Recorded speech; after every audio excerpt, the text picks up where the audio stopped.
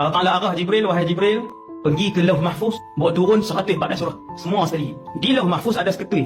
Tapi tak ada kulit macam ni lah. Tetapi di Lauh Mahfuz tu ada 114 surah. Maka Jibril pun pergi Lauh Mahfuz, ambil 114 surah, bawa mai ke langit dunia. Daripada langit dunia, Allah pun arahkan kepada Jibril AS, wahai Jibril, hari ni bawa turun surah ni, esok bawa turun surah ni, minggu depan bawa turun surah ni. Selama 23 tahun. Peristiwa Jibril pergi ambil Quran di Lauh Mahfuz, bawa pergi ke langit dunia. Syahrul Ramadan alladhi unzila fihi Quran. Bulan Ramadan itulah Al-Quran yang sebuah ni, yang merupakan kalam Allah, dibawa daripada Lauh Mahfuz pergi ke langit dunia, sampailah pada hari Nabi berada di Gua Hira. Ketika itulah Jibril datang buat kali pertama berjumpa dengan Rasulullah dengan rupa paras seorang manusia. Nabi tak kenal Jibril, Jibril kenal Rasulullah. Maka Jibril pun turunlah Quran yang pertama, iaitulah Iqra bismi rabbikal ladzi khalaq. 5 ayat, tak habis pun surah tu. Kadang-kadang Quran ni hari ni turun 5 ayat, esok turun surah lain. Esok dia turun surah lain. Macam tu turutan dia selama 23 tahun.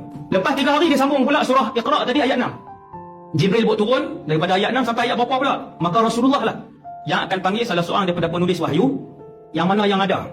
Kalau ada Sayyidina Ali lah tulis. Kalau ada Sayyidina Muawiyah bin Abi Sufyan lah tulis. Kalau ada Zaid bin Thabit lah tulis. Kalau ada Ubay bin Ka'ab lah yang tulis. Penulis wahyu Nabi sallallahu alaihi wasallam. Bila turun wahyu, Nabi pun akan panggil. Nabi kata, ayat ini letak di surah ini, sambungan pada ayat ini. Maka sahabatlah dia akan tulis.